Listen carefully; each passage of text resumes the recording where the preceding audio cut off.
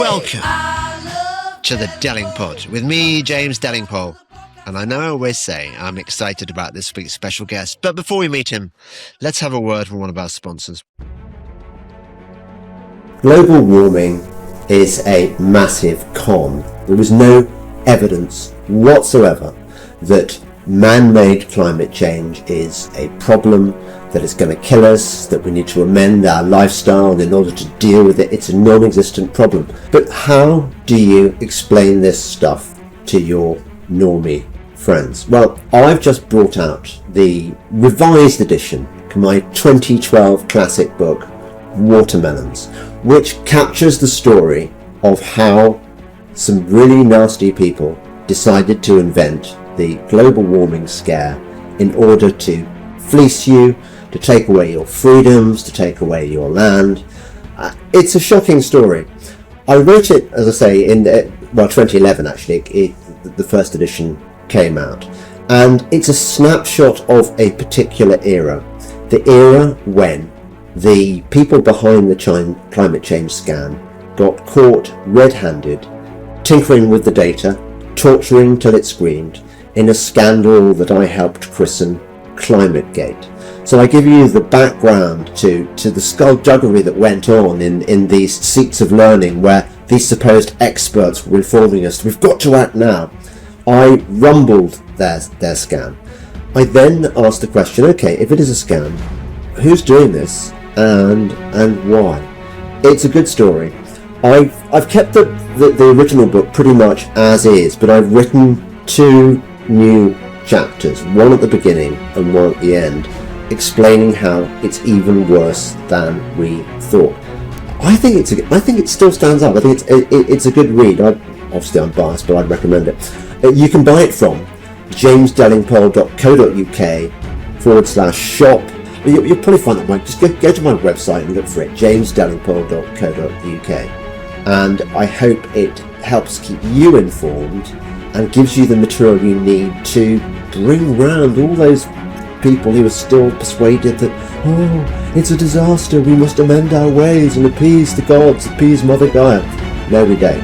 It's a scam. Welcome to the Delingpole, Richard Grove, forensic historian. You come highly recommended by Peter Duke. You must know who I mean.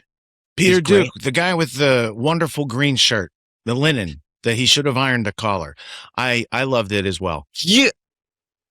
That's really interesting that you liked the green of his shirt as well.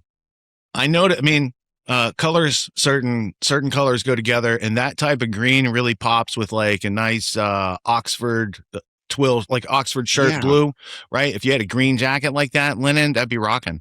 But he's in California. He's rebuilding his wardrobe. Hats off to, well, I'll take a hat off, Peter, but for everyone else, I keep my hat on today. Right. Yeah, I've admired his work for a long time. He's a very smart guy. He recommended me. That's amazing. So where are you? Not in California. I'm outside of Hartford, Connecticut. So it's for translating, about an hour and a half north of New York City. Okay. Yeah, I don't know anything about Connecticut apart from, didn't Mark Twain set one of his books there? Mark Twain's house is in Hartford. There's the Mark Twain house, Samuel Clemens, very famous American writer. Connecticut in British history would be famous for our first spy, Nathan Hale, 21-year-old school teacher from Coventry, Connecticut, was assigned by George Washington. Well, actually, he volunteered, but we Americans needed spies to go into New York City and gather British troop movements and how many ships. And this kid volunteered. He was part of Knowlton's Rangers, which is copied off of Rogers Rangers, right? So anyway, he gets captured by Robert Rogers of Rogers Rangers, and he's hung within 24 hours. And allegedly, he's attributed to saying, I regret that I have but one life to give for my country, which comes from Tullius Cicero. Okay. Well, we may as well start with the Revolutionary War, or the War of Independence, because one of the things I've noticed in my journey down the rabbit hole is that everything I've been taught about history, or all conventional history, is a complete lie. It's the official narrative that the people who run the world, and I guess we're going to talk about them, that they want you to believe. So I'm assuming that everything we're told about the War of Independence, the Revolutionary War, is a complete lie. Well, I mean, it's hard to discern, right? Because we weren't there and there's only certain artifacts left. So there's a story in America about the Boston Massacre, and there's a famous newspaper with the coffins printed on the cover of like the front page of the newspaper. And there is some incendiary rhetoric, right? So I can recognize colonist propaganda. I can recognize empire propaganda. Did the colonists throw snowballs in the redcoats, the regulars, fire upon the citizens? Like, who knows? These are stories. And if you're in America, you believe the people in the coffins were in the right and the regulars were wrong. And if you put yourself in the coat of a regular, standing there getting stuff thrown at you and stuff like that, and somebody yells fire, you might fire.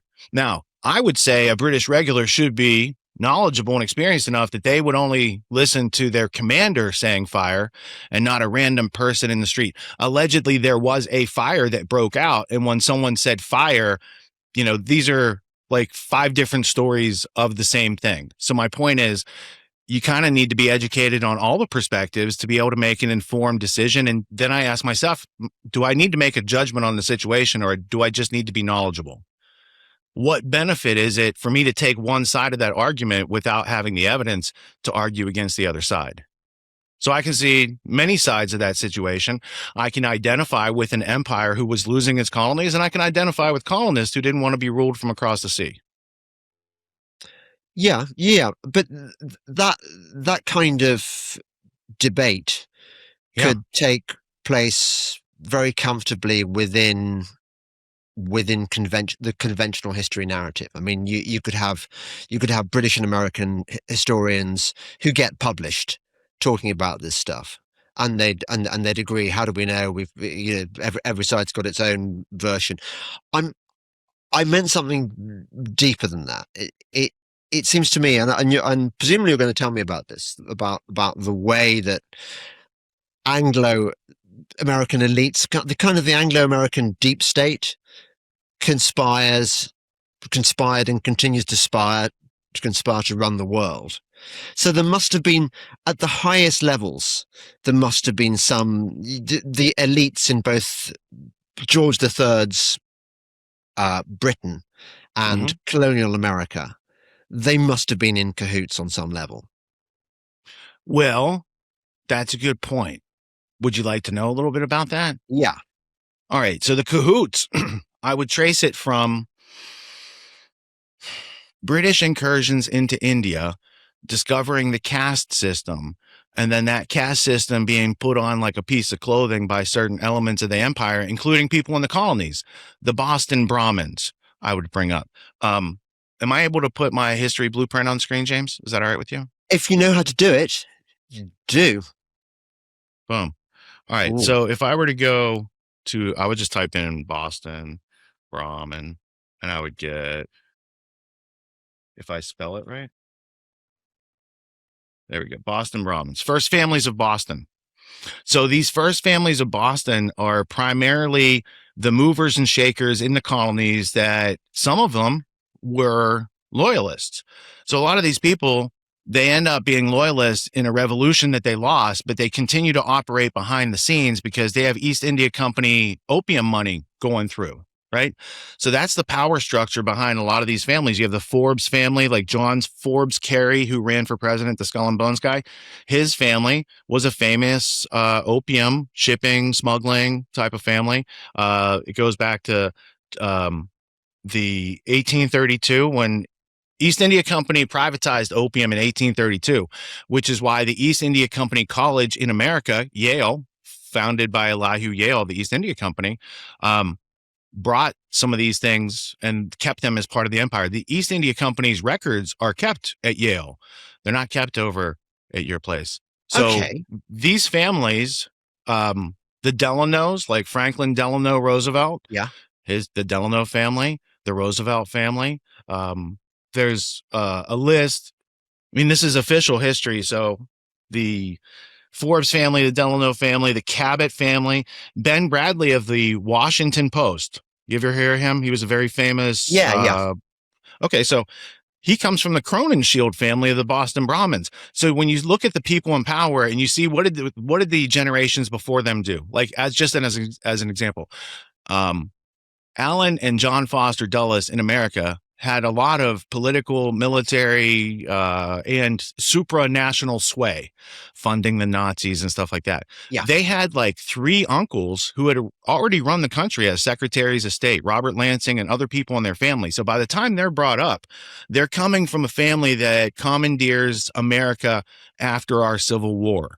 And so these Boston Brahmin families, with the continuance of opium money coming into America at these very high levels, this is, I mean, they have some of the most remarkable mansions in Rhode Island from this trading sect, right? So Rhode Island all the way up through Boston, very wealthy families that participated in the opium trade. They called it they called it the Old China Trade is the official term. If you want to look up such history, Right. you'll see it's also the origin of free trade by force into China with the opium to get the gold and silver back to Europe, because the Chinese wouldn't trade for the goods of Europe until somebody came along and figured out a way to subjugate them and bring it back. So there's Okay. yeah, go ahead. So I can understand that the opium trade was very lucrative, but 1832 is quite late in US British history. So where was the money? When did the opium trade start, and what were these people doing before the opium trade? I mean, were they all impoverished, or did they suddenly, Well, a lot of them were in other types of shipping, and then they just switched over to the most profitable type of shipping. Some of them were in whaling and collecting whaling oil. And if you got to sail all the way around to the Pacific Ocean to get that, then you might as well maybe bring some other stuff back. So there are cargo loads in the early 1800s, like 1805. There's a guy who's from the Cabot family. So this is after we've won our independence from Britain, but these families are still provably participating in this trade. Cabot had like 20 tons of opium. And what they did was they would go over and trade furs. So the Astor family, Waldorf Astoria, they're a famous fur family. But you have to ask the question, to whom were they selling the furs and to what were they trading for? And you start to get into the shipping manifests. There's fascinating history because you can see it in their own writing. A lot of these things are preserved in museums and studied over by people in like white cloth gloves, and they're showing you and taking you through. So there's a lot of interesting history on this. And it goes back to answer your question, like the early 1600s, 1601, I think, East India Company under Queen Elizabeth I, they start figuring out some of the spice trade, right? And some of the pensions that they pick up are for this opium from the Far East. Now, you said 1832 is late in the game, but it's early in the game for like the expansion of empire and the first, second opium wars and the first, second, third Anglo-Afghan wars and all these other things in those areas over there. But if you want to go back to 1776 or 1773 to 1776, there were a lot of various activities in America. There's a Boston Tea Party where people sort of had an uprising because they put a 2% tax on their favorite breakfast beverage. But it's an interesting situation because it's a false flag attack because they dressed as Native Americans to scare the regulars. They organized at the Green Dragon Tavern, which was a Freemason tavern. So there's a whole lot of interesting kind of mythology that goes with that whole situation. But really, it comes down to, you guys didn't have enough British regulars to suppress the colonies, and you brought in Hessian soldiers. And it was a good technique because they're very scary guys. They don't speak English. They're very, German's kind of like a rough, angry language sometimes. And so it scared the colonists for a while. And all these Hessian soldiers being used over here cost a lot of money. So in order to rent the Hessian soldiers, George III was sending money to his cousin, not Von Carnegie, he's in the Illuminati. It's these guys. It's William of Hesse. So it's Wilhelm until he becomes William. So he's got a complicated name because it's German, and it's not, and he's like a landgrave instead of a prince or an earl or something that's more Englishy, right? So it's a cousin of George III, and he's sending a whole bunch of money over there for these soldiers to come over to America to suppress the colonists. Well, it's that funding right there that allows a rare coin trader, Meyer Amschel Rothschild, to start to build wealth and to start build relationship with not only the guy who was renting the soldiers, but his son who inherits all that money. So by the time you get right after the American war, it ends in 1789. So just within like 10, 15 years after that, Napoleon rises. And it's because Napoleon rises that William has to hide his money. So he gives it to Amschel Rothschild to send over to his son, Nathan, in London, who had just opened a banking house. And then Nathan invests that in the East India Company, later gives it back to Britain in 1812, later uses it to save the Bank of England, to buy the Royal Mint, and a whole ride to tyranny after that. But my point in that origin story is, if you guys hadn't used the Hessians, this other thing wouldn't have been so empowered. So I don't blame you, because you and I we just got here. When were you born? Didn't know. I agree. How close are we? How close are we, James? What's your birth year? My birth year, 65. Oh, right on, dude. I thought we were the same age. I'm 73. No, you're a child. I'm an old man. Long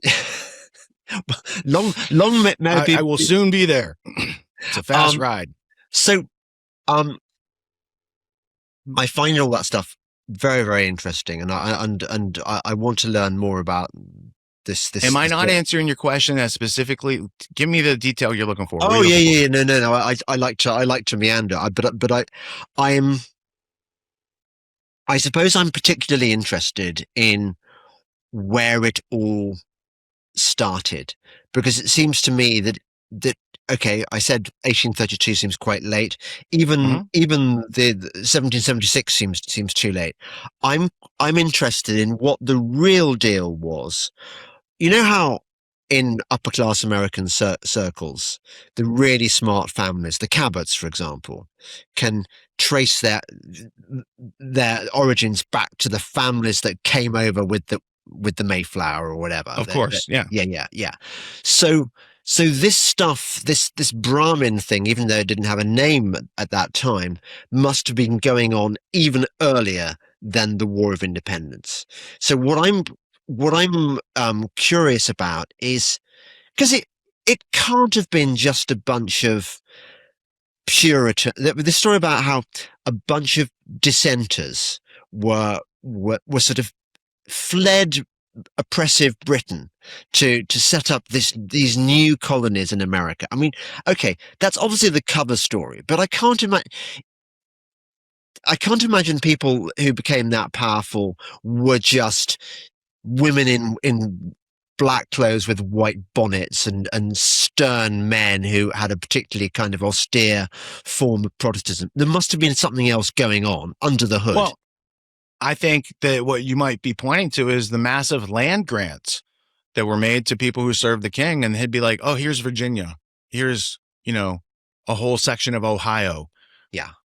So there's that. It's not the Puritans who populated this place. They were just people who, I don't know, somebody had to break through with the Indians, I guess. The French did a much better job.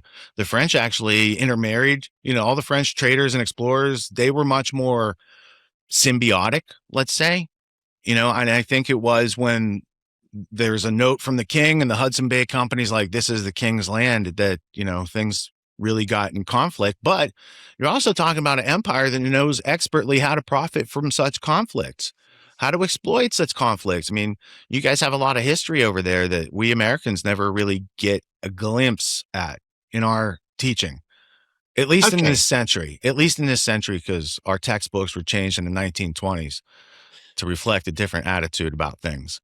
But I'm just thinking, go ahead. Okay, so it amazes me that the French didn't do better, given that Louis would have been Louis XIV at the time. I mean, in the 17th century, it would have been Louis the 14th, who was no slouch when it came to kind of But they would have done better if Napoleon wasn't rocking over there. I don't think we would have had the Louisiana Purchase. I'm pretty sure France sold us that big piece of land to Thomas Jefferson because Napoleon, like there was something else going on and they needed to raise money real quick. No, I'm talking about the 17th century, Okay. not the 18th, Okay, I'm sorry. not the late 18th century, which is when Napoleon appeared on the scene. So we've got that early period. It just seems to me to be quite murky.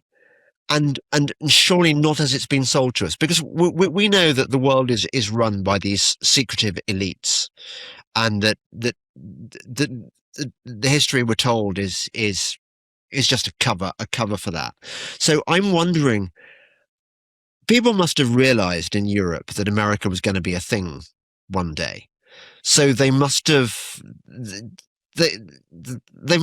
got their claws in to these colonies quite early on, and I'm just wondering how did they? Is it the same families that later on became opium traders? Is what I'm asking.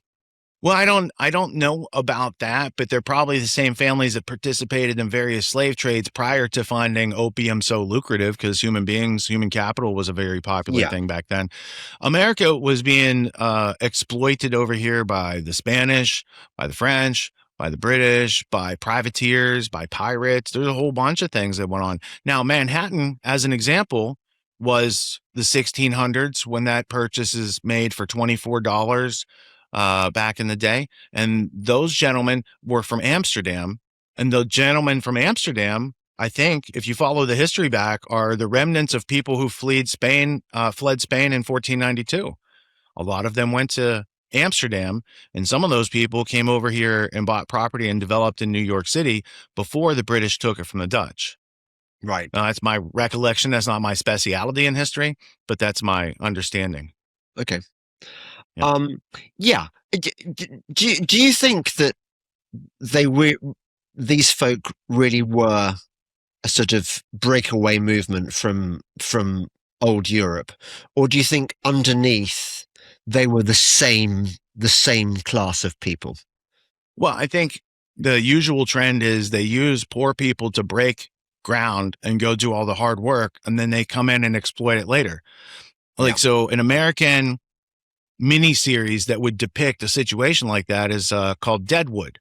It's about this town in the Dakotas. It's in the middle of nowhere. It's run by corruption. And you think all these people are so corrupt. And then once they get everything nice, they get the railroad coming in, they got all the stuff. These guys come along and they're like, we just made this a state and we're in control. So then you find out that government's the biggest gangsters of all in that situation.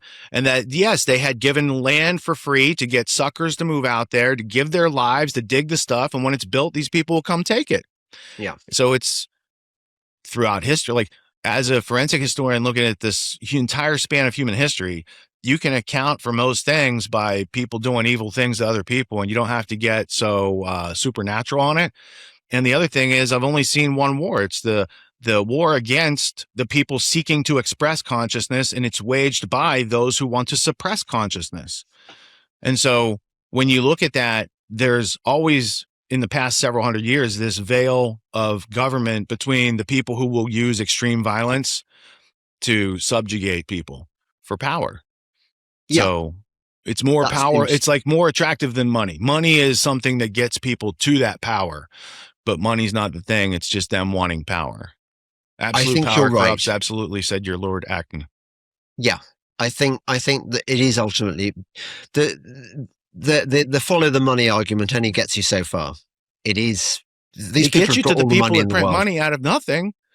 Like, what did the Templars come back from the Middle East when they went on those crusades and they came back and all of a sudden they become rich and powerful? Did they discover what? Fractional reserve lending? Like, what did they discover? Some sort of banking maneuver. And then you can trace that back to these things weren't possible until the Venetian bankers changed us from Roman numerals to Arabic numerals, because then you could do all these other things with the numbers that you couldn't do with the Roman numerals. A quick word from our sponsor. Sina crisps. I used to eat loads and loads of crisps in my normie days, and then of course I discovered that they're all cooked in toxic seed oils, and so I pretty much gave up. The people behind Sina have come up with a brilliant idea of cooking crisps not in seed oils but in coconut oil, so they're actually not harmful to you. And they also taste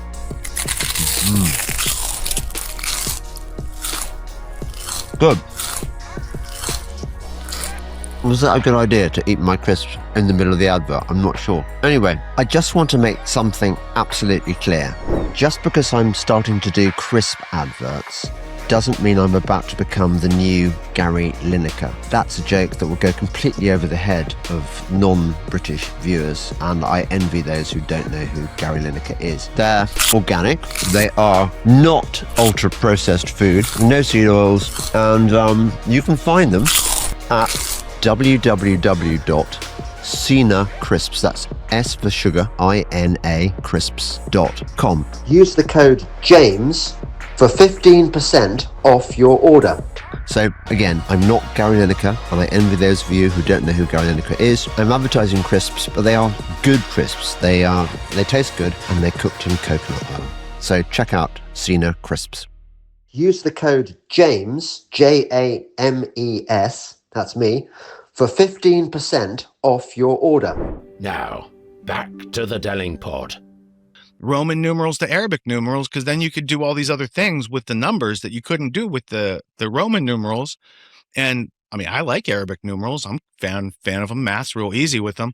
But like, there are these things that have evolved over a longer span of history. One of the most interesting books on the history of how money has been used in human history, so you can really get a good definition of it, over 600 pages. I think it's 24 use cases of money throughout history. The Lost Science of Money by Stephen Zarlinga, who also published one of Carol Quigley's books once upon a time. I think it was Evolution of Civilizations. I hadn't heard the one about the transition from Roman numerals to Arabic numerals. So what it enabled them to practice the dodgy accounting that enabled them to get even richer. It's a like, when you actually get into like learning about the history of such things, it's so much more fantastic and interesting and like curiosity inspiring than what they've told us. It's so much more rich in detail and texture. So yeah, there's a long history, and you can actually change. You could track, like, there's banking technology, right? So you could track it from like Phoenicia into Carthage, and then when it goes and jumps over into Rome, it like erases its tracks as it moves, and it moves throughout different countries throughout history. It's fascinating. It's truly fascinating. Tell me about Phoenicia.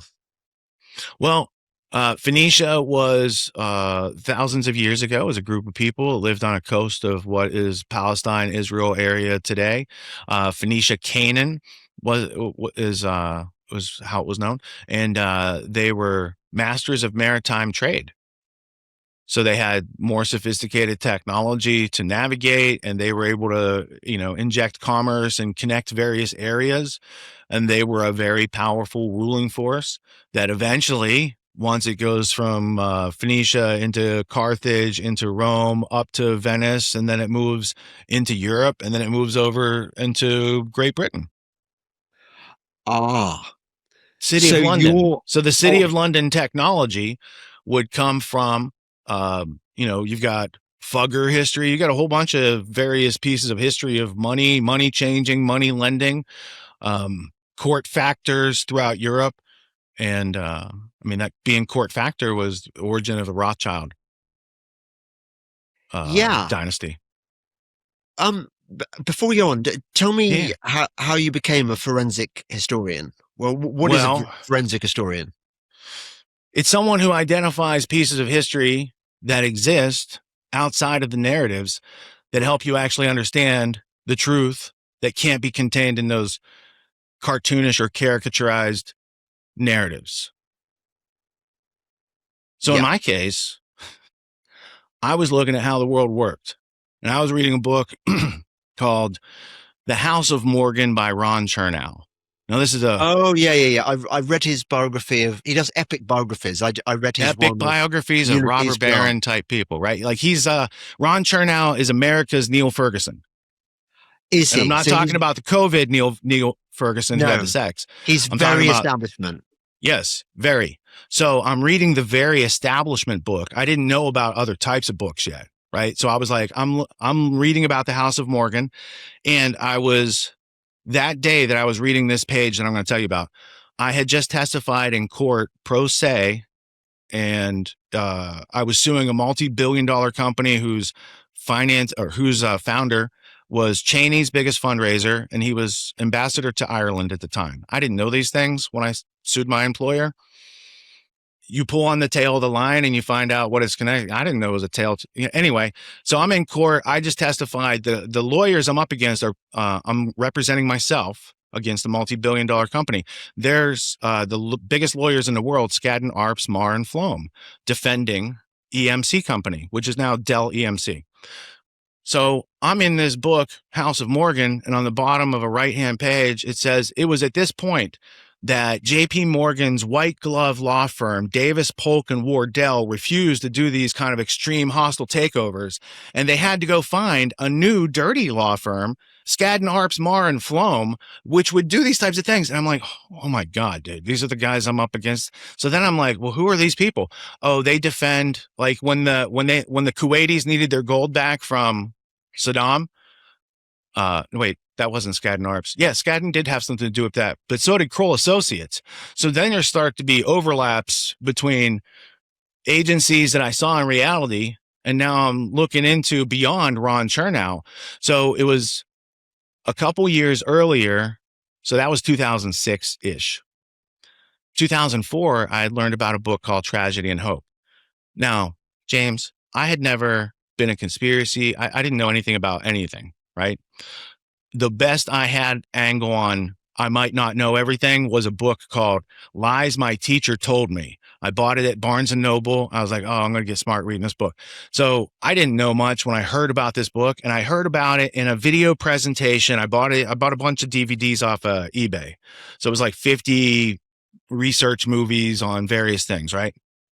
So the documentary was called The Brotherhood of Darkness, and it was filmed at this Christian churchy type place in the middle of America, like Oklahoma or someplace, and it was called the Prophecy Club.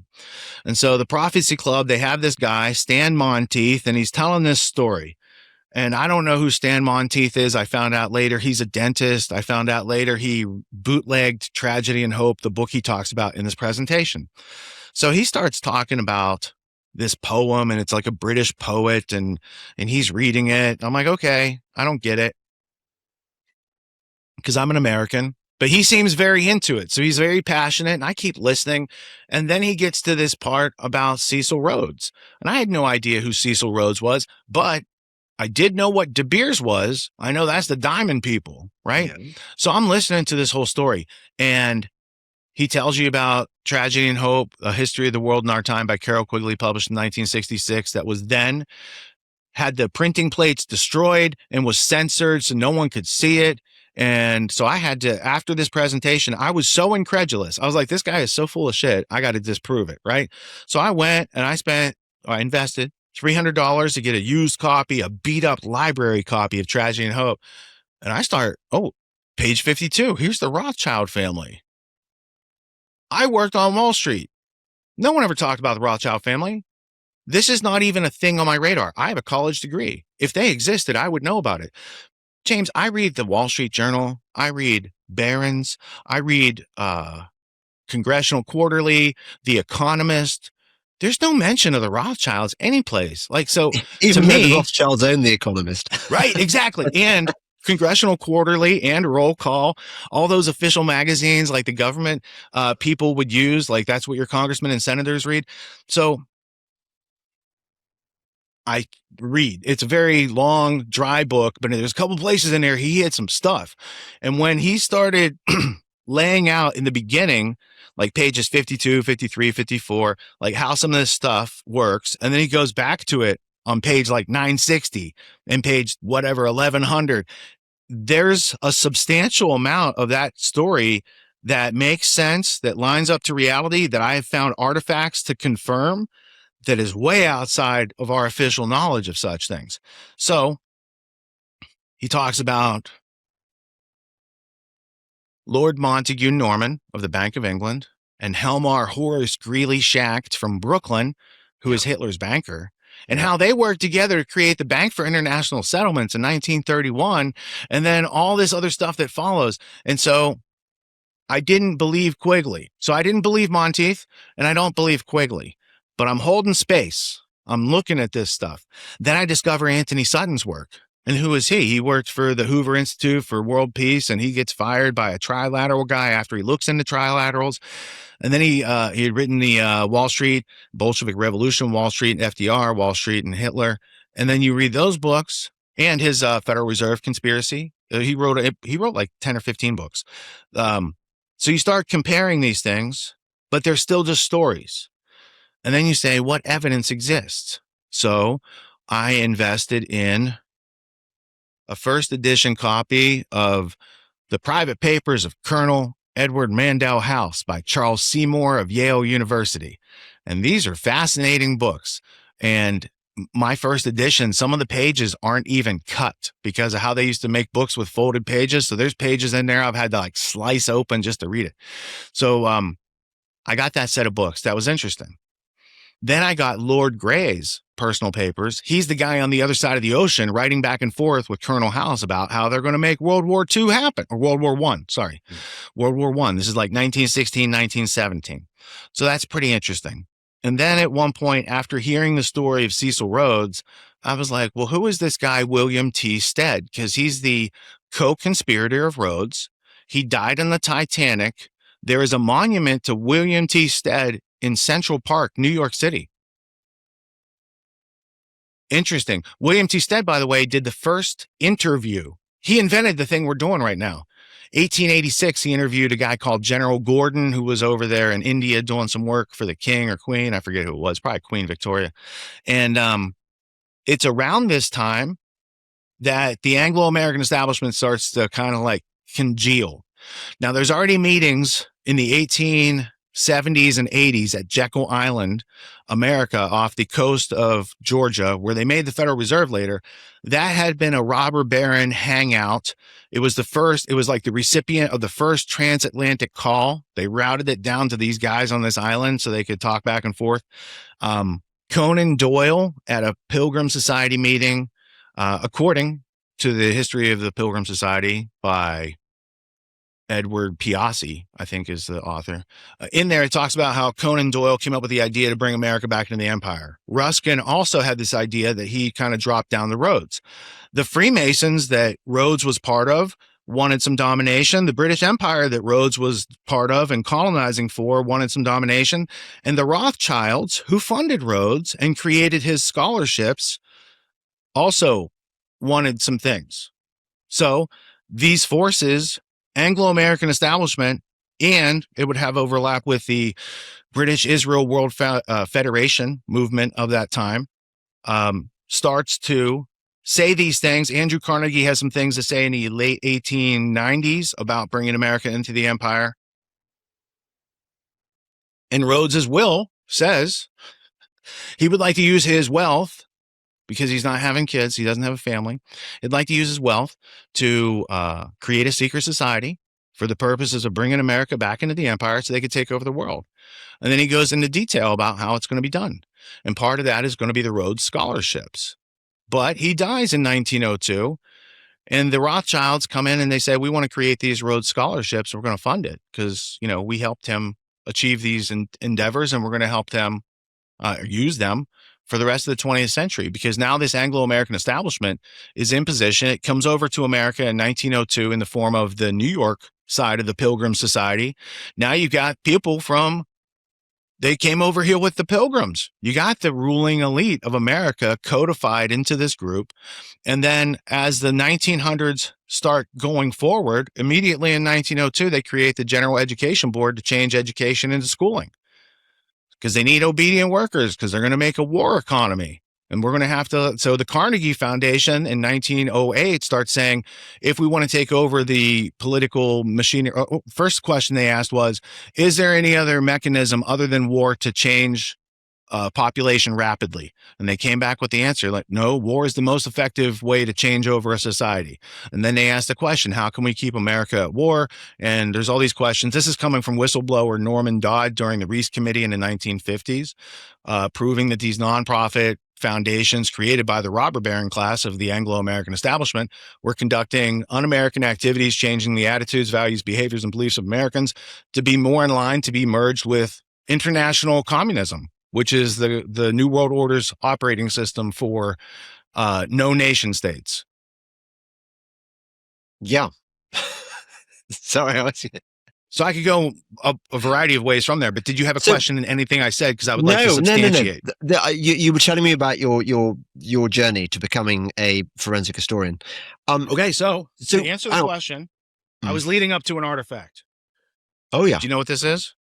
Have you seen it? Is that file of facts? It's a file of facts, exactly. No, it's not. This is a book in bubble wrap. I'll put my spectacles on so as not to abuse the listening folks of this Delingpole. Oh, okay. This is William T. Stead's copy of such book. It comes from the Review of Reviews library, which he was the owner of. And this is a first edition. This is Cecil Rhodes. Review of Reviews. And it's edited by William T. Stead, who's the co-conspirator. So in here, there's a lot of things in here, but it's a fragile book. You can see in Rhodes' own handwriting, but that's not the part we're going to look at. We're going to look at some of these highlighted parts about the secret society. Here, I'll just zoom in for you. What an awful thought it is that if we had not lost America, or if even now we could arrange with the present members of the United States Assembly in our House of Commons, the peace of the world is secured for all eternity. We could hold your federal parliament 5 years at Washington and 5 at London. The only thing feasible to carry this out is a secret one, society, gradually absorbing the wealth of the world to be devoted to such an object. There is Hirsch with his 20 millions. Now that's interesting because he's talking about a guy, Hirsch, and I have another book that talks about the financier Hirsch. And when you put these two ideas together, there's a lot of overlap, but that's not the artifact I'm sharing. So I'm going to stay on point here. So he wants to create a secret society for the purposes of bringing America back into Great Britain. And I wanted to see if there was one more highlighted section that was easily referenceable. I don't like to go through this book too much because it's falling apart. And it is a valuable, here. This is Stead. That was my idea as I expressed it. That was Mr. Rhodes' idea as well. It was our idea. His idea of the secret society broadened and made presentable to the public without in any way revealing the esoteric truth that lay behind. Mr. Rhodes recognized this and eagerly welcomed it. So then it talks about a whole bunch of other stuff. But the point is, there's an artifact. It proves that there was an agenda. And then when you look at the actions of the agenda afterwards, you see the creation of the Council on Foreign Relations as an agency that helps to take this will, and it's participatory by the people who were in Rhodes's, they call it Milner's kindergarten, but it's all the Rhodes people. Lord Milner, Lord Grey, Lionel Curtis. Lionel Curtis, I believe, is the one that Carroll Quigley, do you know about the Quigley tape from 1976? Tell me. Okay, so Quigley wrote Tragedy and Hope in 1966. He is the Edmund A. Walsh Professor of Foreign Relations at Georgetown University. He was a teacher of Bill Clinton, who became a Rhodes Scholar but didn't finish because of his sexual proclivities. He got kicked out for some sexual assault types. Some people would say that automatically graduated him. But anyway, 66, he's writing the book. He spent 40 years writing it after a whistleblower came to him in 1946 through 48. So a whistleblower from inside the secret society's roundtable movement came to Carroll Quigley, told him this story. Quigley said, "This is too hot to trot. I'm going to write down the story, but I'm not going to publish it." He didn't publish it until after his death. So Anglo-American Establishment is the first book written in 1948, not published until 1981. It tells you the details of how it worked. He then spent 20 years going to the Council on Foreign Relations archives, writing Tragedy and Hope, hiding key parts of that in the story. So the people who published it, Macmillan Publishing, they put it on the street, it sells out, and then they tell Quigley, there's no demand and there'll be no second printing of it.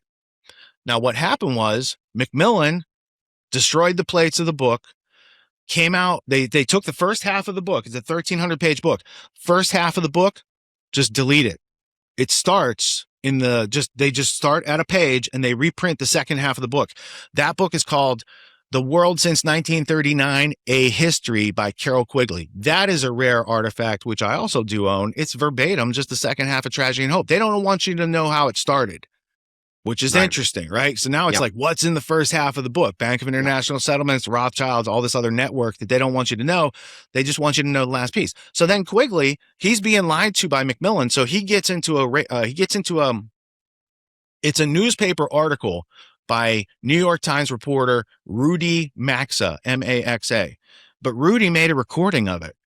And in Columbia, in the stacks, as John Taylor Gatto said, there's a recording of Quigley talking to this guy. Well, one of my buddies, his name's Kevin Cole.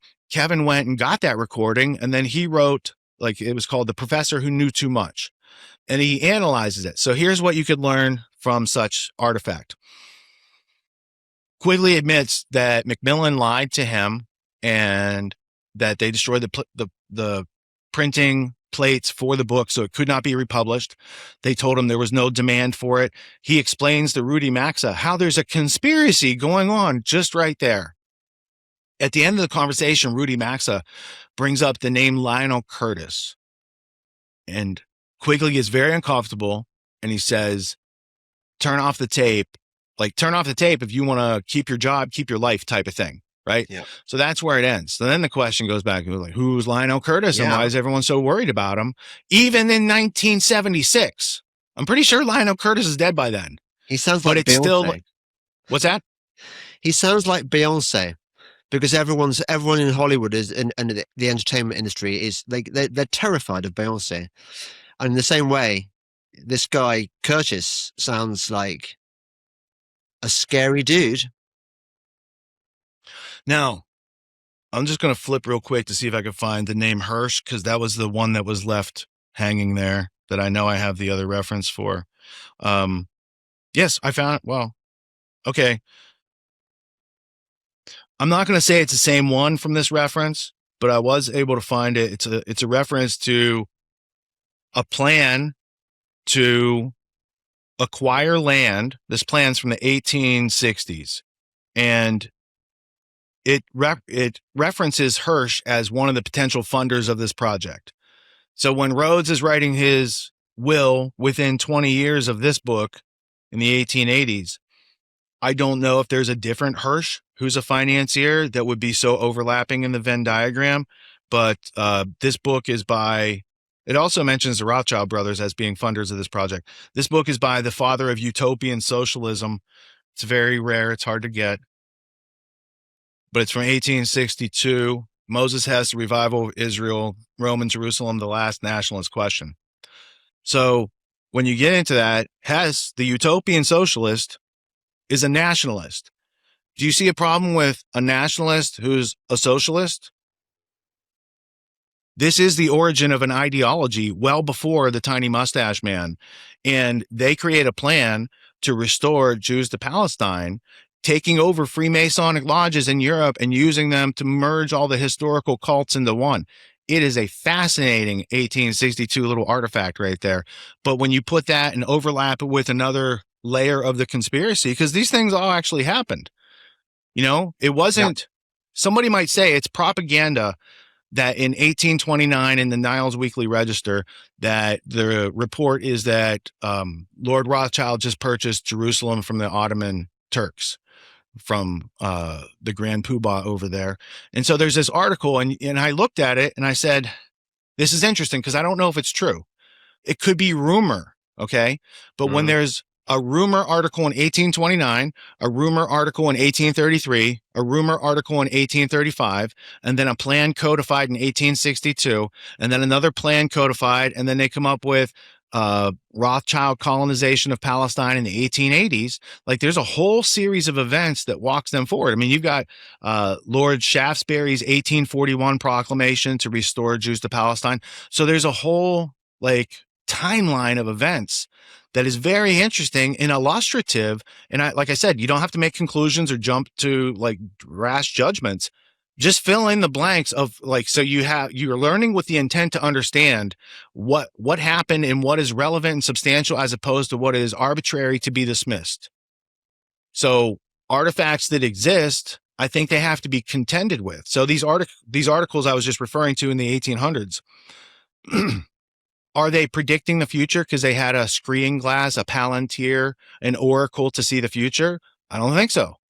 I think they're just on to other people's business plans, and they may have not publicized it widely, although you can follow those reports into codified plans, into colonization, into the Balfour Declaration, into Germany being having war reparations that they can't pay, at the same time building huge roads in Palestine, and the British making a turnkey colonization effort that they turned over to the people that they gave the receipt to the Balfour Declaration to. Okay. We can go anywhere on this because you've raised so many interesting points, but I just wanted to follow up too. Sorry, tell me the name of the guy again that people were scared to mention his name. Lionel Curtis. Well, tell me about him.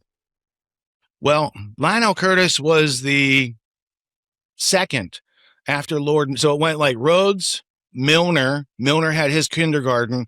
Lionel Curtis rises above that. So he is a mover and shaker in the teens, 20s, into the 30s, waning out maybe by the 1940s, at least in American culture, as far as I can recall. Now, he's a contemporary of another guy. There's Leo Amory and Alfred Zimmern. I'm pretty sure that Zimmern was the whistleblower for Quigley, but it may have been Leo Amory because it's been a long time since I read that book.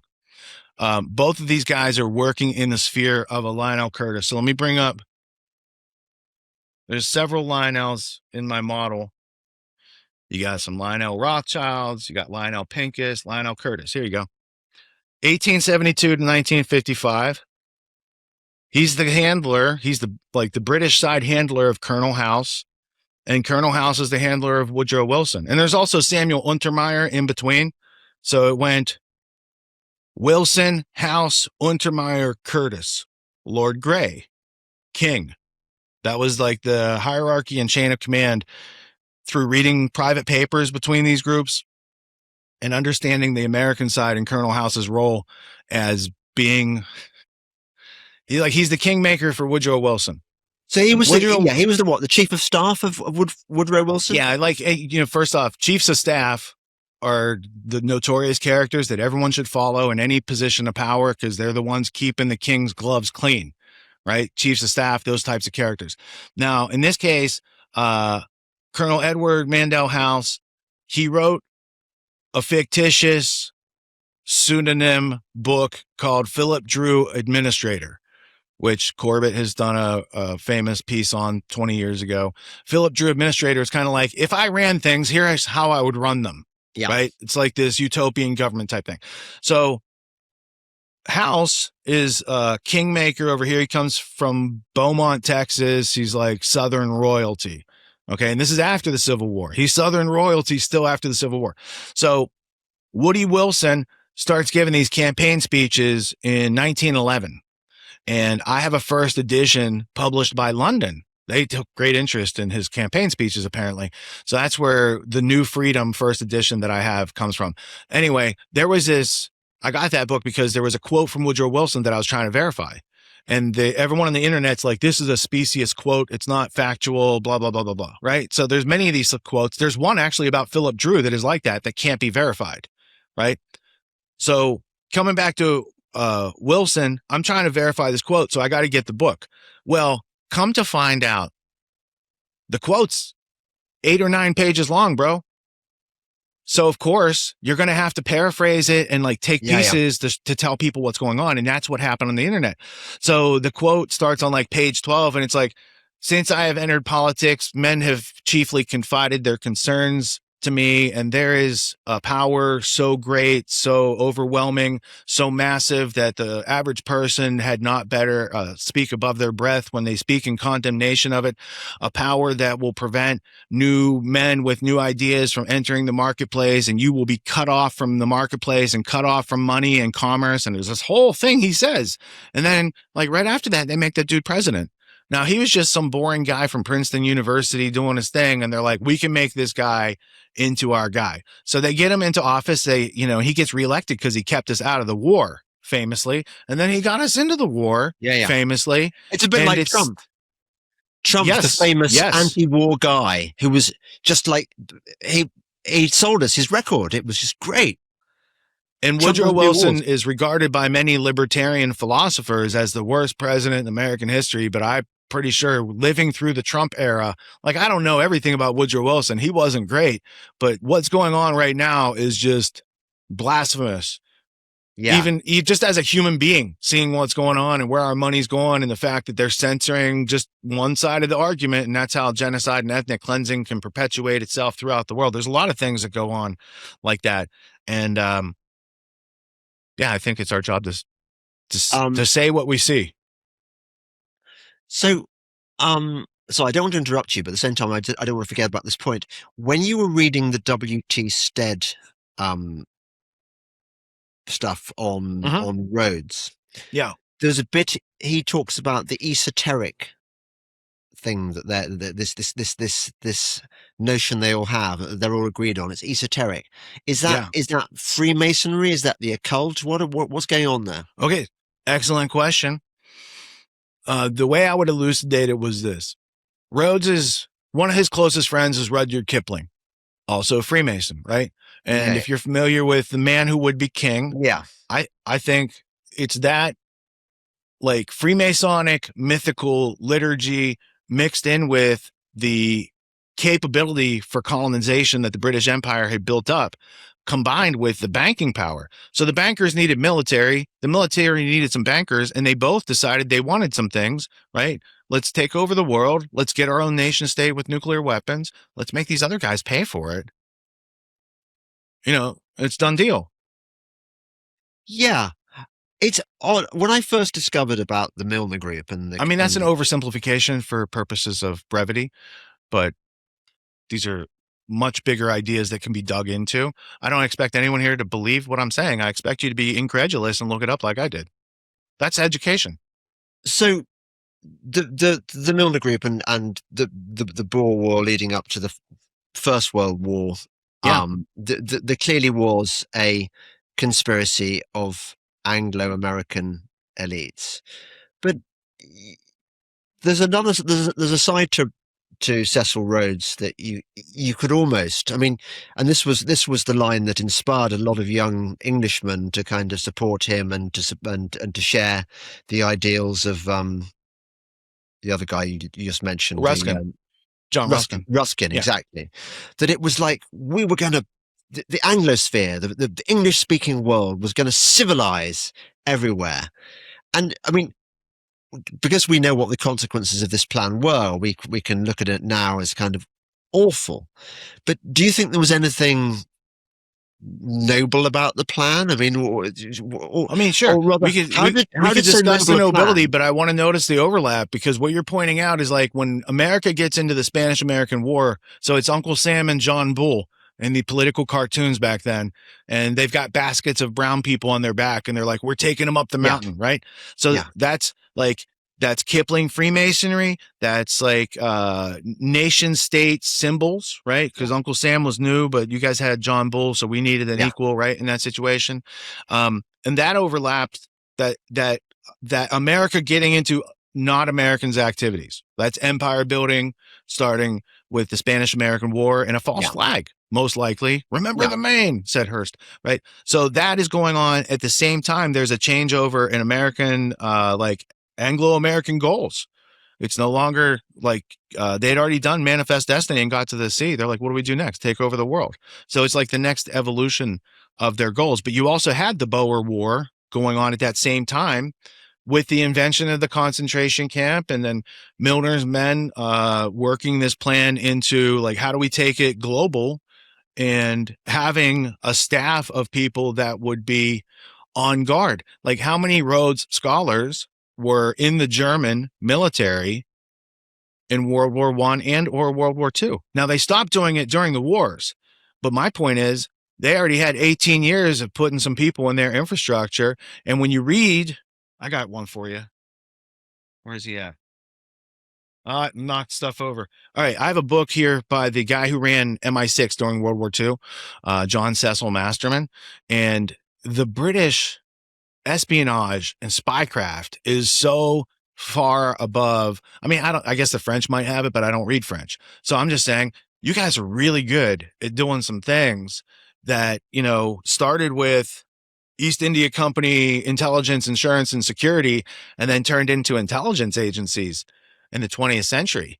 So you guys had spies in Germany, you had spies in Japan giving you all sorts of stuff. You guys knew about Pearl Harbor in August of 1941 because you had agents Garbo, Tricycle, I forget the other ones. But the point is, you guys had a good network of agents in these areas and knew what was up from the get-go. You had Room 40, where Churchill is like watching all the World War I German submarine Wolfpack activity and stuff like that.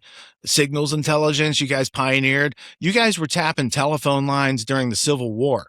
America didn't learn how to do this stuff, and we didn't have a signals intelligence agency until 1952.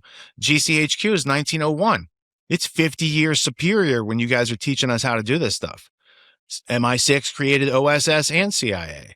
So there's I a don't huge... feel reassured by this, Richard, because I'm thinking, well, these guys are going to be spying on me. We're all spied on, dude. When I interviewed Bill Binney, we went to dinner afterwards, and my wife said something like, are we going to be on the list now because we interviewed you? And he said, you were on the list before you interviewed me because you wanted to interview me. He's like, an interview with who, sorry? Former technical director of the National Security Agency, 2001 whistleblower William Binney, who told everybody about surveillance and spying 10 years before Snowden. He sounds good. Is he still alive? Yeah. I have an interview with him on my YouTube page. It's my only video with 1 million+ views. And it's because of him, not me. I hadn't even heard of him. He sounds really good. Is he a good talker? He's an excellent talker. He's in a wheelchair. When the FBI or whoever raided him as a whistleblower, they harassed Thomas Drake. There's a whole bunch of whistleblowers they either put in prison or they harassed. When they raided Binney, he, as a man who's a paraplegic, doesn't have his prosthetics on. He's in the shower, and they come and stick guns in his face, and he wasn't the least bit scared because he knows those people are cowards.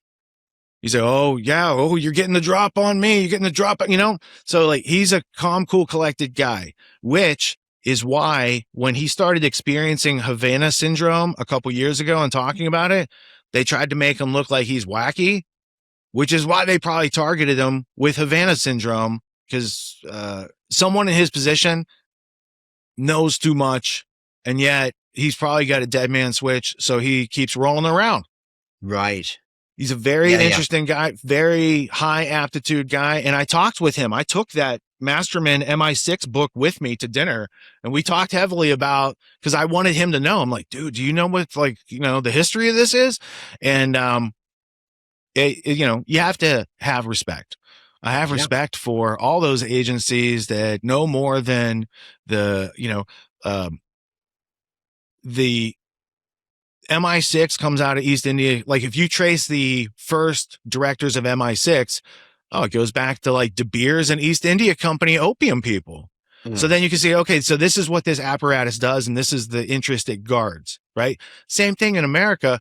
You guys have MI6, it's City of London bankers. We have Wall Street lawyers that made OSS and CIA. So you got bankers and lawyers working together in this transatlantic operation, and the history of espionage that America had was zero. We had zero experience. So when Frank Wisner and these other guys from OSS start hanging out with their British counterparts, they start kicking off a whole bunch of operations. I mean, the only reason we have a problem with Iran today, if you want to trace it back, is Operation Ajax in 1953. Most people blame it on CIA, but I want to note CIA was new back then. We had our experienced cousins from MI6 leading the operation. Why? Because it's British petroleum. That's what Iranian oil has been. That's the history of it. I mean, let me just type in BP, because Americans, we get gas, we get petrol at BP all the time. British Petroleum comes from the Anglo-Iranian Oil Company, and that can go back up into Burma Oil and the British Syndicate and the Rothschilds that formed from that. And you can find this out in How Big Oil Conquered the World by James Corbett. You can learn all these things. Look at this. All these things are in that one little documentary. Well, so lots to learn. So you mentioned earlier that you worked on Wall Street. I sold software to banks and insurance companies. Right. Okay. So technically, I had offices on Madison Avenue. I had an office in the Helmsley building, which is a beautiful building that it's the one right in front of the MetLife building that goes on Park Avenue. They show it in all the movies. So I had offices in those places. My office in the World Trade Center was because I had a client there, and we had so many people working on that project, and we spent so much time there that we got cubicles, and I got an office to share with the consultant who we hired. So Wall Street area. When it accidentally collapsed. I was driving as fast as my Porsche would go in New Jersey, away from the scene, because I left Ground Zero when World Trade Center 2 exploded. And so I thought it was an accident up to that point. So you were in the building when it got hit? No, I was in my car headed to the building. I was headed to the 98th floor to deliver some paperwork. And so I wasn't working at the time. I wasn't concerned with being on time.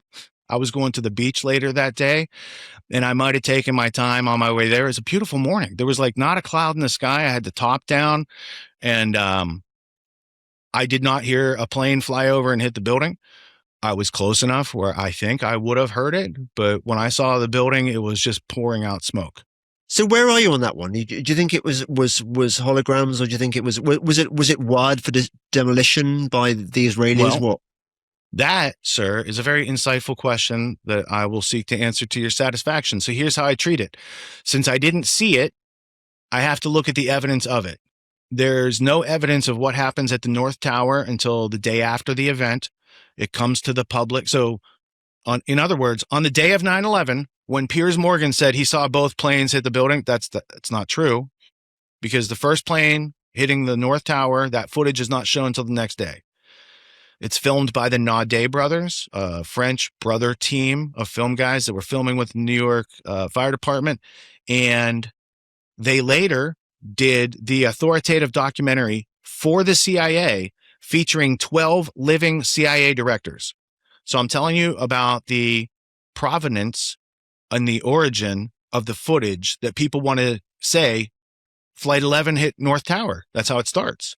My question would be, how did you identify that that's Flight 11? By what means did you come to that conclusion? Did you track a transponder? Do you have serial numbers? Did someone visually read a tail number at a plane at 1,000 feet going allegedly 500 miles an hour that can't be replicated in a simulator? By the way, airframes, terminal air velocity at that altitude is not that. So like when you get into the pilots and the black boxes and the evidence of the thing, there's a lot of questions raised. The transponders turn off. There's 2 hijack flights in the morning of 9/11. Transponders turn off, and then they turn back on. And right here is Stewart Air Force Base in New York, notorious for drug importation by the military. Right. Ecstasy and other things that a mafia might participate in, a mafia that might control such properties. So you have a lot of overlaps of mafioso types with large insurance policies and asbestos problems. And all of a sudden you got this national security thing where there's 47 drills that morning, confusing the shit out of everybody. And I can't figure out how the guys with the box cutters did all this stuff, by the way. I can't figure out how the specific insider trading of United Airlines and Martian McLennan, my client, which allegedly met up on the morning of 9/11, that's the North Tower event. So I have a lot of questions about such things. So let me posit this. If our government has remote controlled planes run by Dov Zakheim, who's also the guy who's responsible for the missing trillions at the Pentagon, if we have remote controlled planes down in Florida at this Air Force base, might be MacDill, and they look almost identical to the things you're seeing in those videos, and the transponders go off, and we don't have serial numbers, and we don't have these other things that would correspond to aviation crashes. Like, what is Flight 93 in Pennsylvania? If you look at pictures of that place before the plane crash, there's just an irrigation ditch. And if you look at it after the plane crash, there's an irrigation ditch on fire. So I don't know why the parts from Flight 93 are spread out over 8 miles if it crashed into the ground. So I'm confused about some of these things.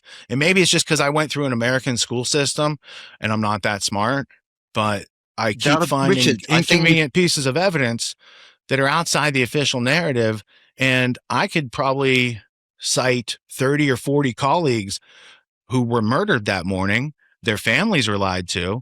And I, along with a lot of other Americans, still have a lot of questions and very few answers from my government. Right. So yeah.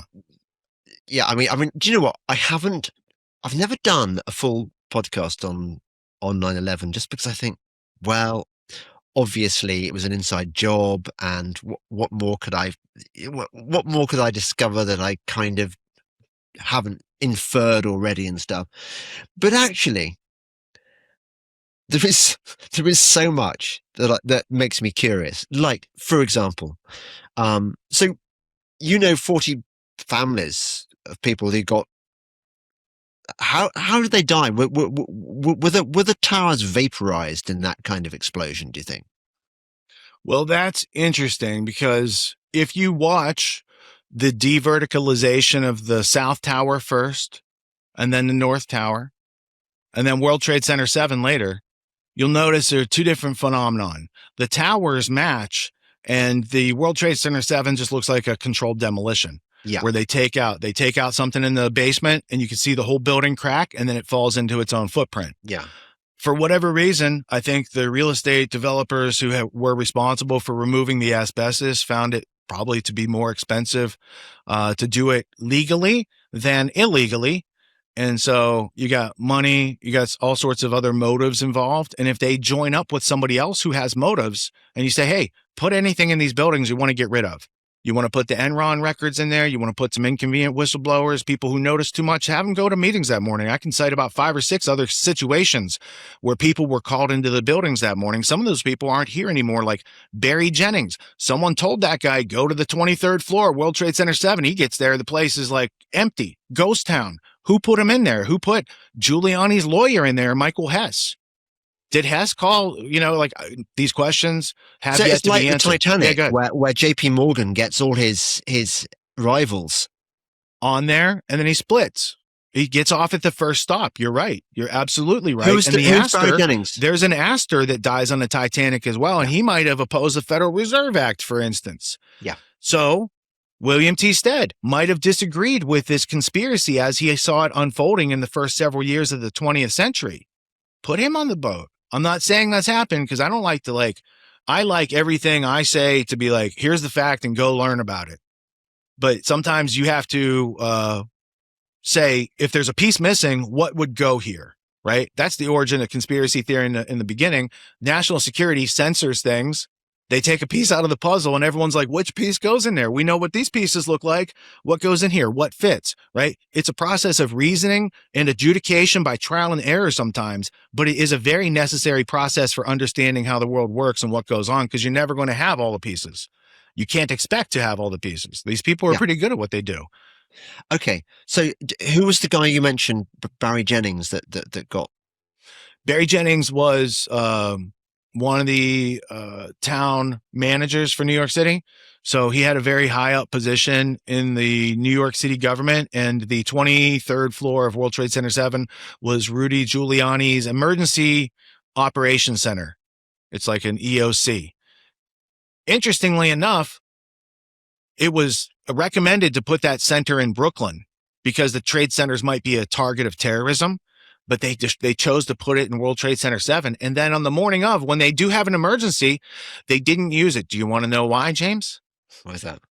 Because they were running drills that morning I think it's Operation Tripod. Oh, Here you well, you go. mean that So almost Giuliani like, has a mock operations center already set up down by the river, and so there's all these different war games going on that morning that other government people are already participating in, and the authoritative book on such things is Synthetic Terror by Webster Tarpley, who's a Fulbright scholar and also lectures quite vociferously on the Venetian black nobility and Lord Palmerston's Zoo. That's one of his famous lectures. Anyway, it's fascinating and interesting. that is, history. isn't it a stroke of luck that they all happen to be on a rehearsal for another operation? Because what are the chances?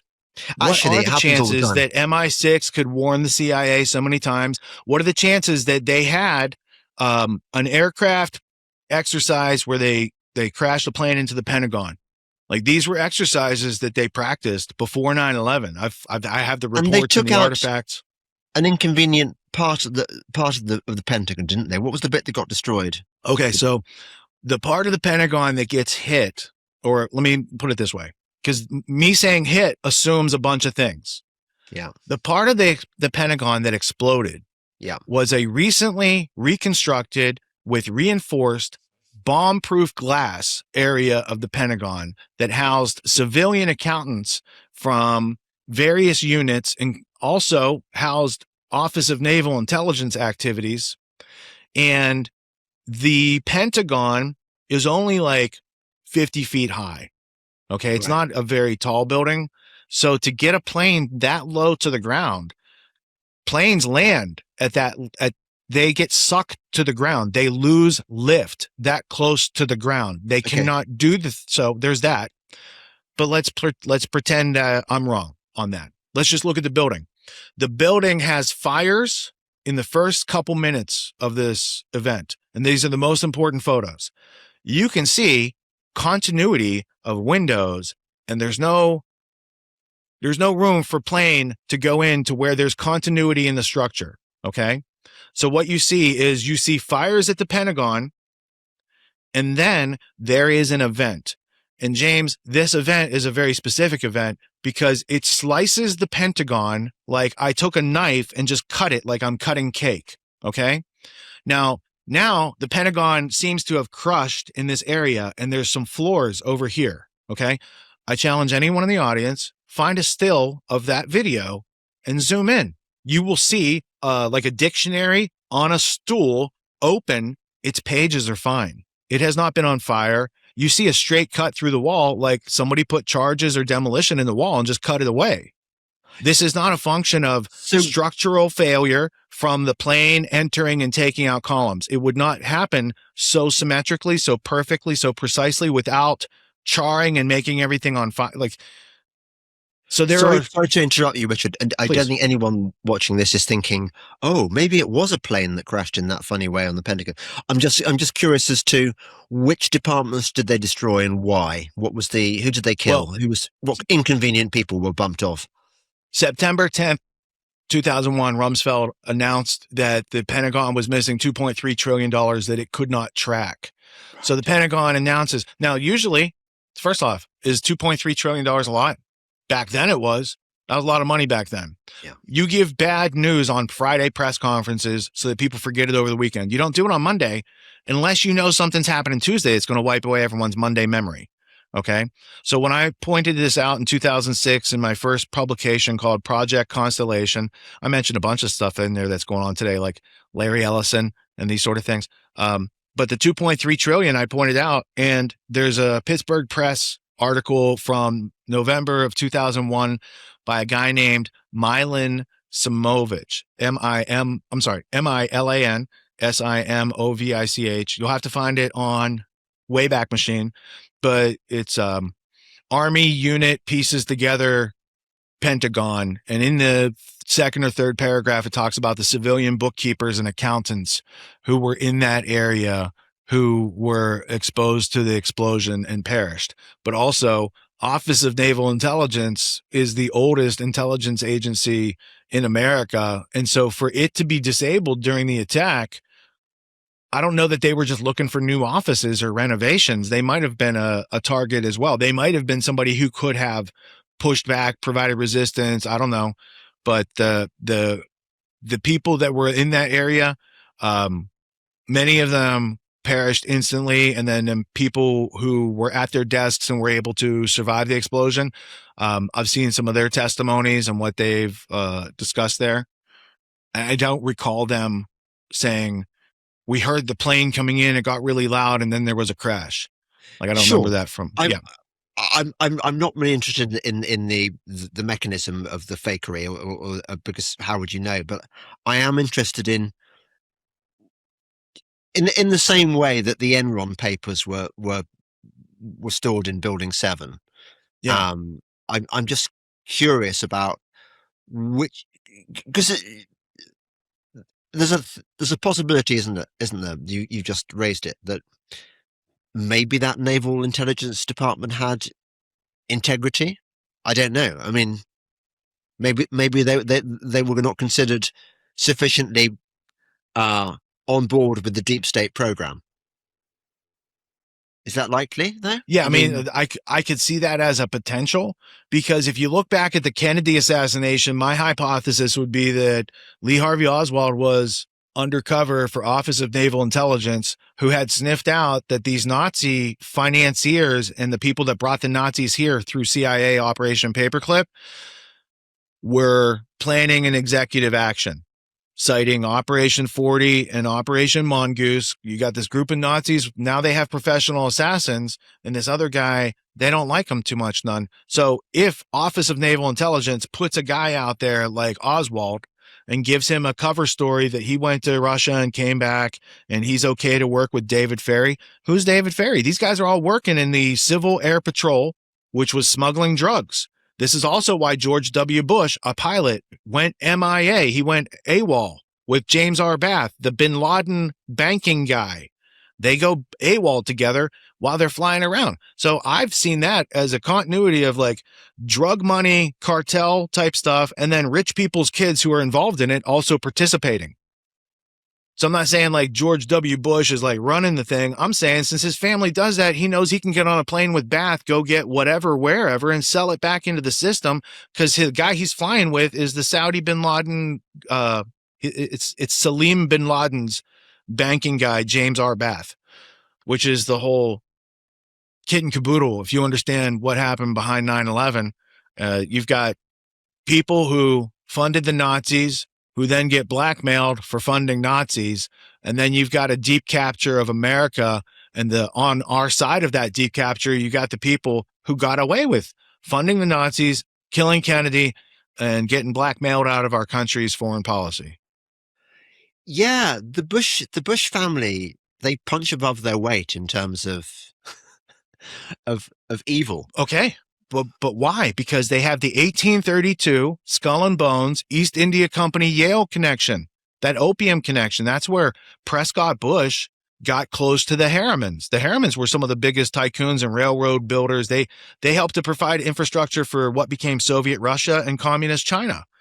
This is through the American International Corporation. It's the first chapter of Sutton's Wall Street and Bolshevik So this Revolution. is why maybe you want to get admitted to Skull and Bones, because you get to hang with these people and you're made, aren't you, for life? Well, for them, it's the approval process, right? So if you go through a pledge ship at Skull and Bones and you can keep their secrets, then you are prime material to be recruited back in the day for CIA. That's like where George Herbert Walker Bush doesn't officially work for the CIA, because he comes from the ruling class that created the CIA, and which is why he's later a director of the CIA. And he likely was involved on November 22nd, 1963. But there's another November 22nd that came in 1947 that is very illustrative of maybe the executive action that came on the other same date. November 22nd, 1947, Nelson Rockefeller got blackmailed, not for the first time. The blackmail, are you familiar with this story? Or the origin of the know about the Rockefeller brothers. All right, I'll tell you the story, and then I'll tell you the proof of the story behind the story, right? The Rockefellers in the 1930s have Rockefeller Center, which is like the home of NBC, and it's a famous TV studio today.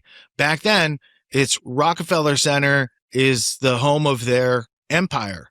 They rent out floors of their empire to British security coordination and Sir William Stevenson, who works with our William Donovan, Wild Bill Donovan, and British security coordination starts running spies in the United States, spies like Roald Dahl and David Ogilvy and Ian Fleming and a whole bunch of other people.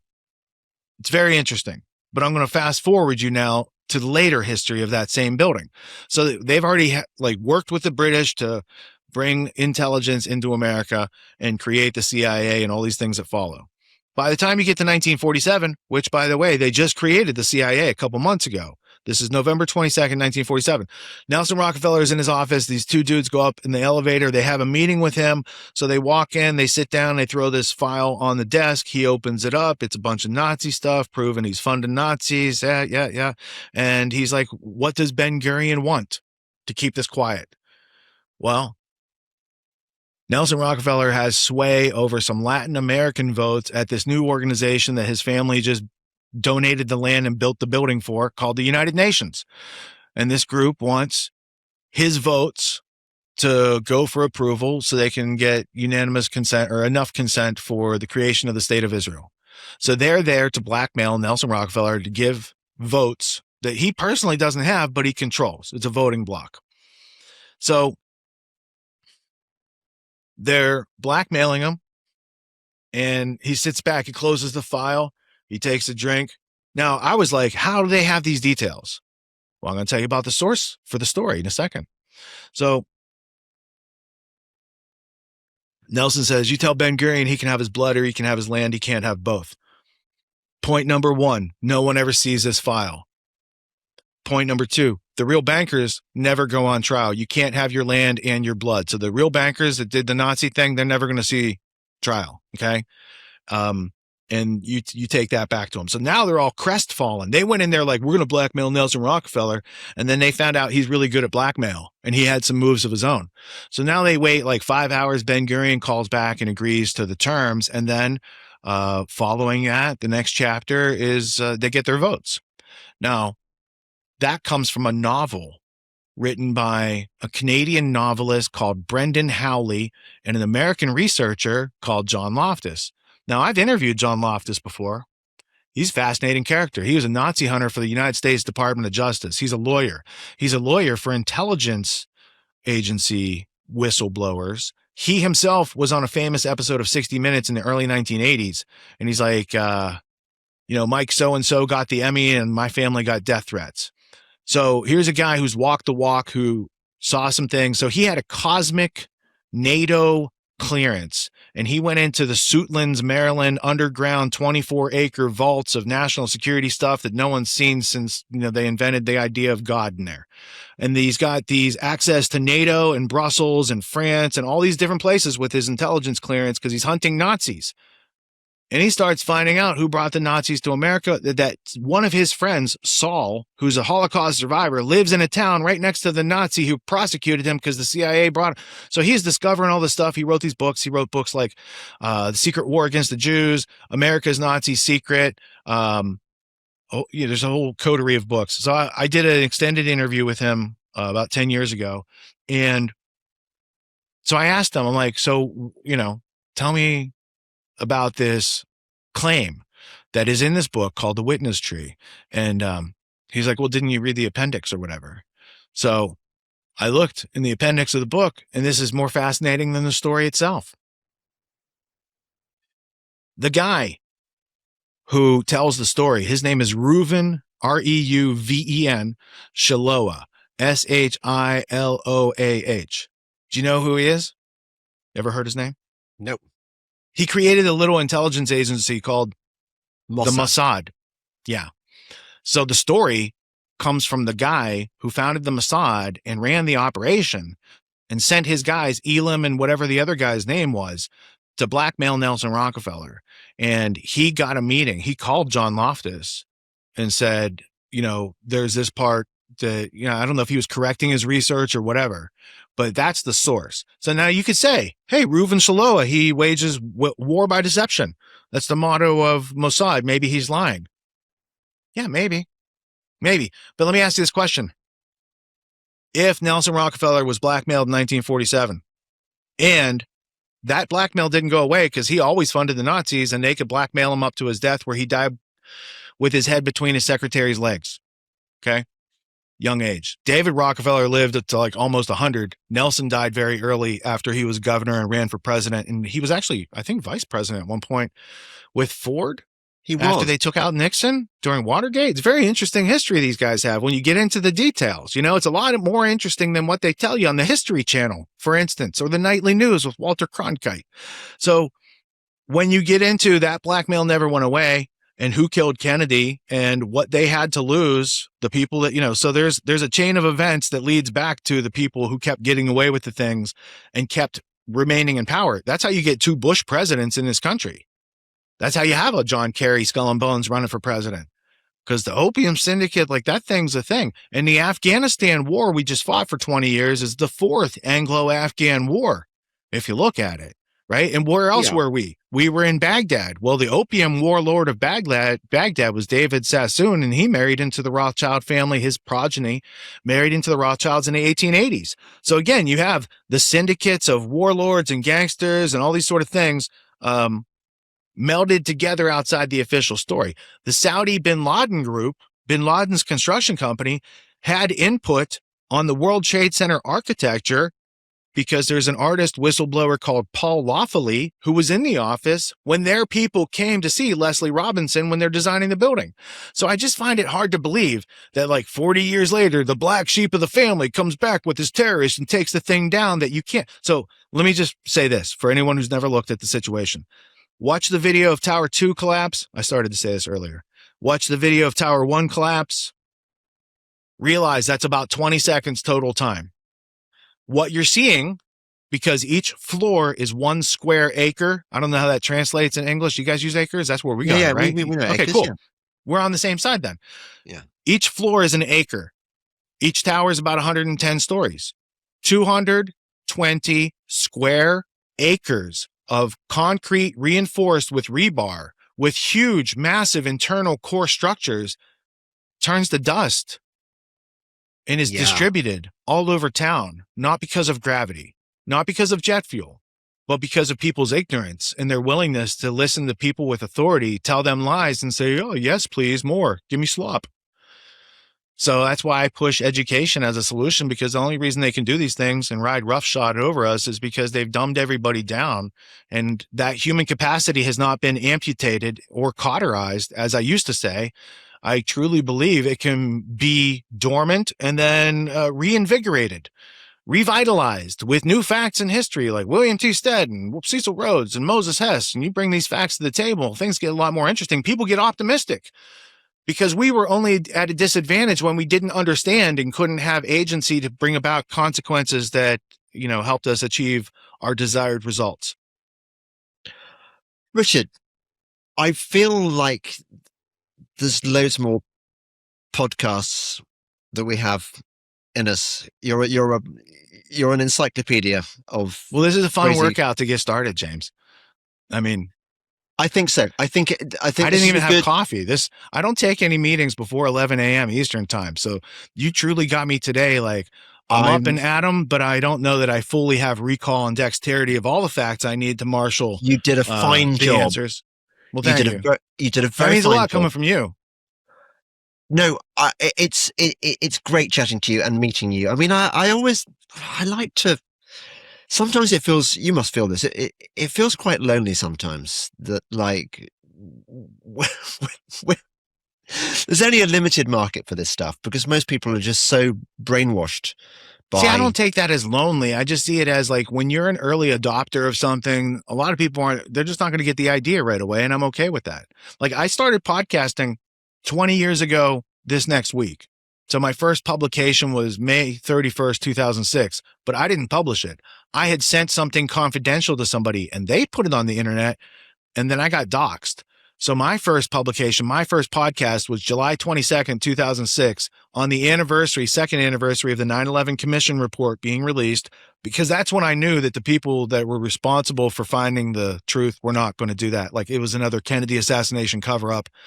And then I started researching more diligently. So when I first made a podcast, July 22nd, 2006, I was not only bringing people like, here's what you need to know, but I also taught them in the first episode how to podcast. I'm like, I just figured out how to do this thing. You can figure out how to do this thing too. And so I've always coupled my research of the problem with like enacting the solution. I also do this other thing that's unusual, I guess. I call it like third stage philanthropy. Like you could give when you die, or you could give after you make money. I like to give while I'm making money and do the thing so I can actually see the results real time. So I've always balanced like being an entrepreneur with doing good for people who show up in front of me. Right. I work with the people the good Lord puts in front of me in life, and I do my best to help them with what they need as far as problem solving. Asymmetrical problem solving is probably the number one skill that people could own easily without a degree and be able to elevate their game and feel better and less lonely about this. When you're in process of enacting solutions, there's less time for I feel lonely, or I feel like a victim, or I feel like we're, all those negative things that kind of fester are driven out through positive actions. And so that also puts you around other people who are likewise invigorated getting into the solutions, right? So I know there's a lot of people out there, they can feel cut off and you don't have people to talk to about this, but you also have to recognize there are small groups of people doing something and talking about it. Like, a lot of people have podcasts. I've always had a community with my podcast, so you can have additional interactivity. And that's really like the thing that helps people. For instance, my Grand Theft World podcast right now that I've been doing, every 2 weeks, we have a town hall.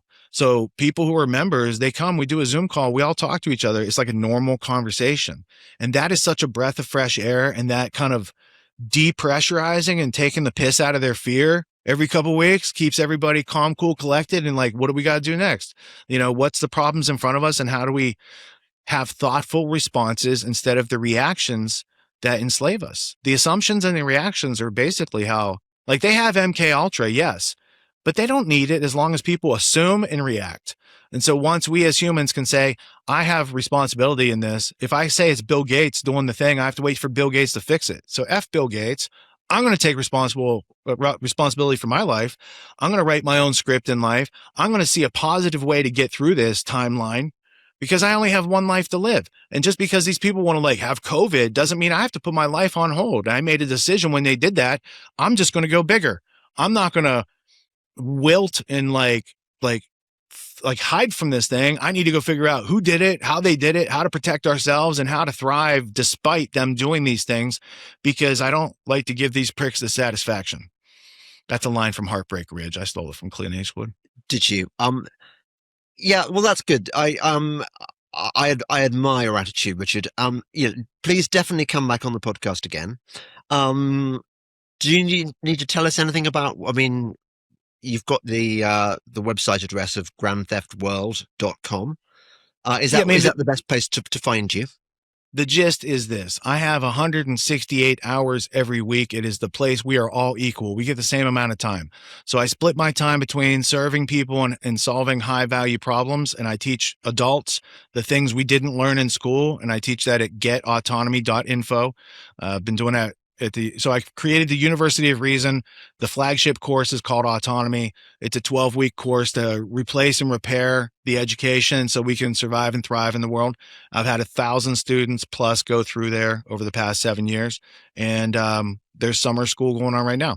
The Grand Theft World podcast is my hobby. I do it Sunday nights from 9 p.m. until 5 a.m., 4 a.m. Eastern time. We analyze the news of the week, but we also juxtapose it to the historical artifacts and evidence. The idea is Grand Theft World allows you to understand watching Twitter or mainstream news just fragments your understanding. You don't have a chance to get an understanding. So we do that as like a public service, helping people to have a coherent, non-contradictory understanding of what's going on. And that gives them the confidence to excel at all the other things, family, friends, professional stuff during the week. Thank you so much, James, for having me on. This is a lot, Richard, it's a lot of fun. Good workout. It's been an absolute pleasure. And look, see you again very soon. And everyone, thanks for watching and thanks for supporting me. And please, those of you who don't yet, do consider doing so. Thanks a lot, Richard. Thank you, James. There is now a new, better way of supporting me. If you want to, you can now subscribe direct at jamesdelingpole.co.uk. It's now got new features where you can subscribe directly to me. You get access to all my old archive material. You get my podcasts as they come out. And you can comment on the podcasts and you can communicate with me probably more directly than you can elsewhere. I think it's probably the best way forward. Also, it obviates the risk of my being suddenly randomly closed down by some of these other websites. I mean, they're not our friends. So if you want to support me direct, go to jamesdelingpole.co.uk and sign up there. Without your support, I wouldn't be able to do what I do. So thank you. Support ridiculously honest, no holds barred, independent truth-seeking at jamesdelingpole.co.uk. The Delingpole is produced by Wolfish Limited. Guests are very kindly booked by the lovely Venetia. The show is edited by Andrew Warwick, with animation by Warwick A.